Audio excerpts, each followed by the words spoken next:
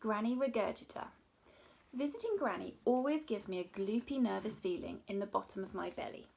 Granny Regurgita is just plain terrifying.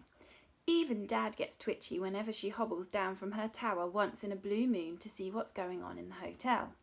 When Granny's in a bad mood, and she always is, she can make a blood-crazed tiger look like a cute little kitten. 397, 398, I finally got to the top and stopped to catch my breath. Outside, rain was lashing against the windows, and this high up in the tower, everything creaked and groaned. I was half expecting the whole thing to topple over in the wind, so I didn't want to hang about. Just get it over with, I whispered to myself, then gulped and knocked on Granny's bedroom door. There was a long silence, and for a minute I thought I was in luck, and Granny was already asleep. Fat chance. "Come in, boy," she finally croaked from the other side. I nudged the door open with my foot, and her familiar stink of mould and rotten vegetables wafted out onto the landing. It's sour enough to sting your eyes and make you sick, I swear. No matter how many times I brought Granny Regurgita her food and bedtime mug of pondweed tea, I'd never get used to the disgusting pong of that wrinkly old husk. Inside Granny's bedroom, everything was inky dark. I stood in the light of the landing and squinted my eyes, trying to spot her in the gloom. "Hurry up, you useless carbuncle!" I could hear the sound of her slug lips smacking together. "Granny's hungry. What have you brought me?" Just then, lightning flashed outside, and I caught sight of her copper penny eyes glinting in the darkness. "Get on with it, you little snot!" I took a step inside her bedroom and shuffled towards the spot I'd seen her eyes flash seconds before.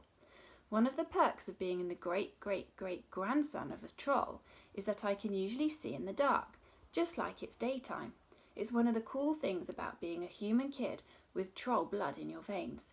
But this was magical darkness filling the room. Thicker, colder, and blacker than the normal kind. Granny Regurgita loves to wrap herself in it like a blanket. Even when it's daytime and her windows are wide open, Granny's room is like the inside of a deep cave. "I can't see, Granny," I said. "Can you put the lights on?" "No," she barked.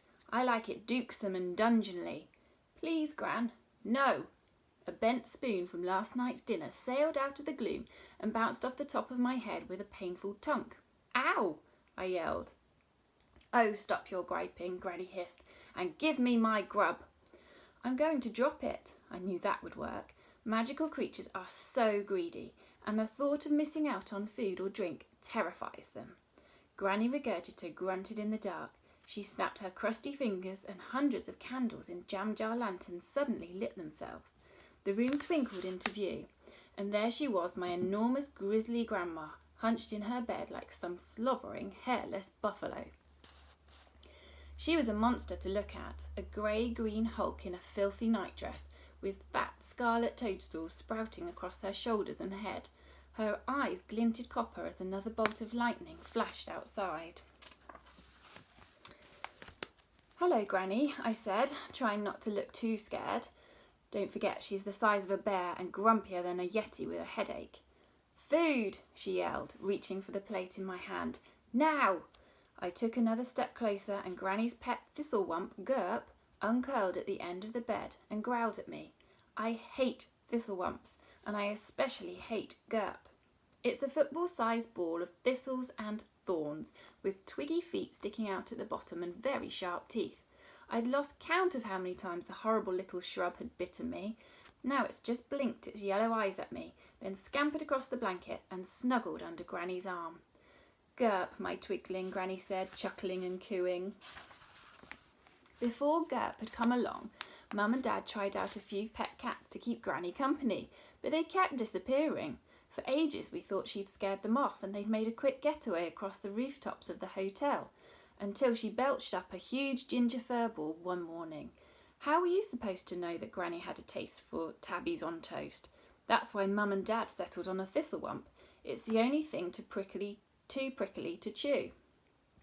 "Here you are, Granny," I said. I held out the plate of cockroach quiche, and she snatched it wildly from my hands. I barely had time to blink before she threw back her head and emptied the whole thing down her gullet, plate and all. "Drink," she barked as soon as she was done chewing.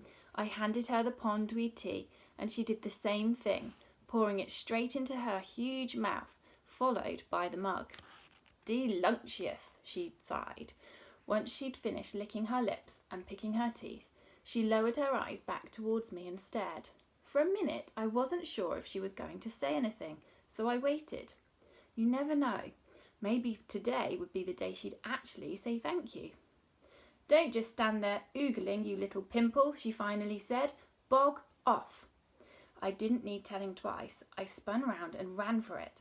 But I told you that things got really interesting when I was visiting my Granny Regurgita in her tower bedroom, and, as you must surely know by now, I don't tell lies. Just as I reached the door, Granny gasped.